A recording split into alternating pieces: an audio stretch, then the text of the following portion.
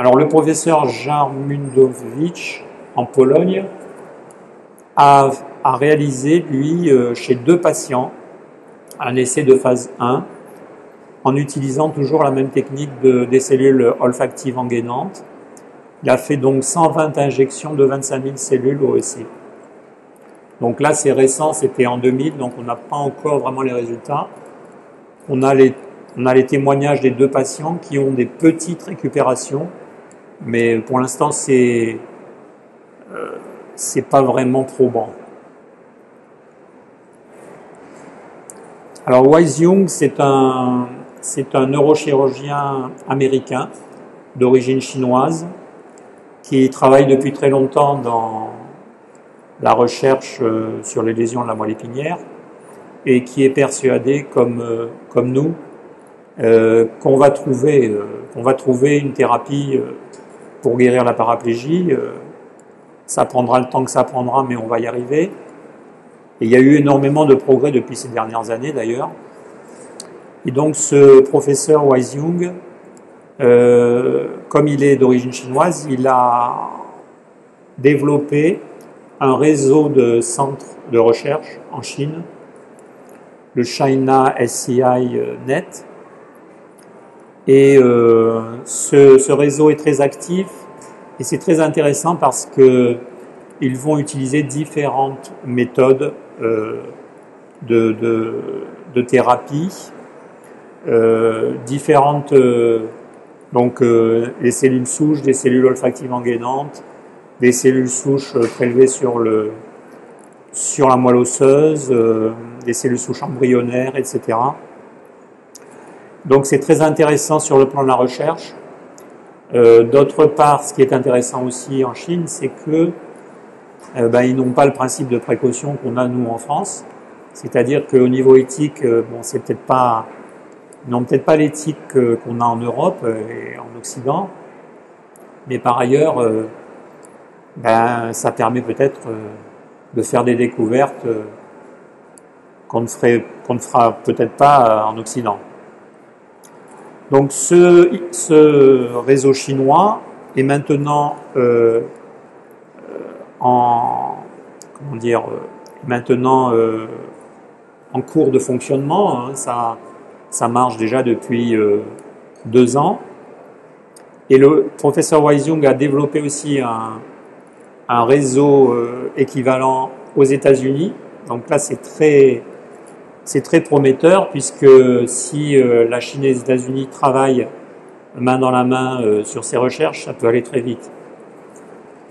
Alors là, il est prévu dans ce réseau chinois un essai de phase 3 en 2009-2010 sur des cellules souches du cordon ombilical, prélevées sur le cordon ombilical, avec le lithium, associé au lithium. Alors en France, il y a une société qui s'est développée, Neuronax, suite à des recherches qui sont faites à Clermont-Ferrand. C'est Annie Méniel, d'ailleurs, que nous, en tant qu'association, on avait contribué à financer et qui travaille depuis plus de 10 ans justement sur des molécules qui sont censées permettre la repousse des neurones et aussi de travailler sur la neuroplasticité de la moelle épinière au niveau de la lésion. Donc là, ils ont développé un neuropeptide NX dérivé de la SCO-spondine. Donc s'il y a des biologistes qui peuvent répondre aux questions après, je leur passerai le micro. Et donc là, l'essai est prévu en 2010. Alors, Total Record Nova Genesis, c'est une société américaine de Massachusetts qui a développé une matrice biologique qui permet justement de faire repousser, enfin de la repousse des neurones, à travers cette matrice. Donc c'est une biothérapie non cellulaire, mais qui peut être aussi combinée avec d'autres thérapies à base de médicaments ou de cellules. Le docteur Davis de l'Université du Colorado, donc lui, il développe des recherches qui sont très prometteuses et il croit beaucoup à ce qu'il fait. Et donc, c'est la décorine qui est, qui permet justement une neurorégénération et une neuroplasticité au niveau de la lésion.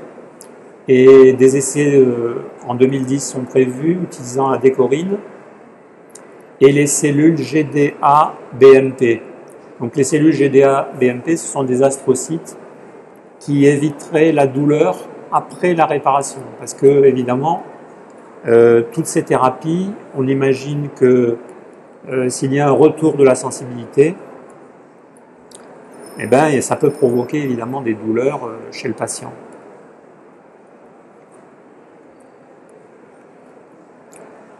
Une société, Neuralstem, aux États-Unis, prévoit des essais en 2010 utilisant les cellules souches neurales. Une autre société, Step Ahead, en Australie, prévoit des essais en 2010 dans les lésions chroniques en utilisant des cellules stromales de moelle osseuse associées à la décorine et à une matrice spinale. Alors la société Neuraxo en Allemagne, que je vous ai montré tout à l'heure, qui travaille sur les lésions aiguës, travaille aussi sur les lésions chroniques et elle a développé un produit qui s'appelle le Cordacron, qui est donc la combinaison du cordaneurine qui est donc utilisé dans les lésions aiguës et d'une matrice de remplacement du tissu et des facteurs de croissance. Donc des essais sont prévus là en Ukraine en utilisant donc Cordacron pour les lésions chroniques.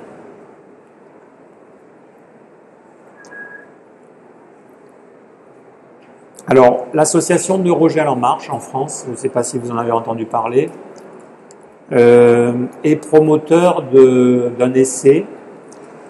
Actuellement, elle finance deux équipes, le docteur De Cherchi à Marseille et le docteur Sikova en République tchèque. Alors, le neurogel, c'est un hydrogel, donc c'est un système de polymère qui est censé remplacer la cicatrice gliale au niveau de la lésion médulaire et à travers laquelle les reconnexions pourraient se faire. Donc là aussi, ils sont en train de peaufiner le modèle animal. Donc le modèle animal, il existe déjà depuis plus de 15 ans, mais il y a eu des tas de problèmes pour le développement de cette recherche. Mais maintenant, c'est l'association Neurogel en marche qui est donc propriétaire du brevet en France et qui est promoteur de l'essai qui sera réalisé en 2010-2011.